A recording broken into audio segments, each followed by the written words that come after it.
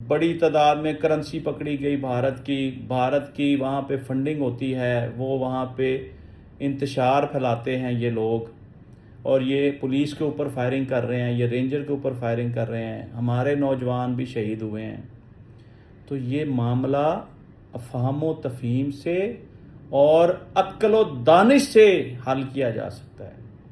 لڑائی کسی مسئلے کا حل نہیں ہے۔ ہم کس کو مار رہے ہیں؟ وہ بھی ہمارے اپنے ہیں۔ اگر وہ ہمیں مار رہے ہیں، ہم ان کے اپنے ہیں۔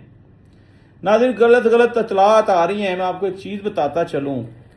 کشمیر کے لوگ کہہ رہے ہیں جی 53 ممبر ہیں ان کی پارلیمنٹ کے، کہ جناب ان کو پکڑ کے لائیں، ایک بندے کا 1 کروڑ روپے انعام۔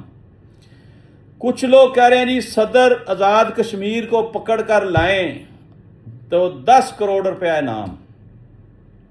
کچھ لوگ کہہ رہے ہیں کہ جناب چیف سیکرٹری کو پکڑ کر لائیں اتنا انعام، فلاں بندے کو پکڑ کر لائیں اتنا۔ یہ غلط تاثر دیا جا رہا ہے۔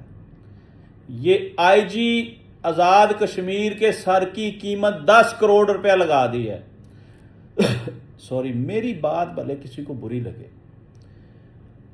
آئی جی جو کشمیر ہے وہ انتہائی سمجھدار اور پڑھا لکھا آدمی ہے، وہ مسائل کو حل کر سکتا ہے، لیکن وہ اکیلا کیا کرے؟ اوپر سے جو فیصلے ہو رہے ہیں، اوپر سے جو آرڈر آ رہے ہیں، وہ تو بیچارہ ان کو اوبے کر رہا ہے۔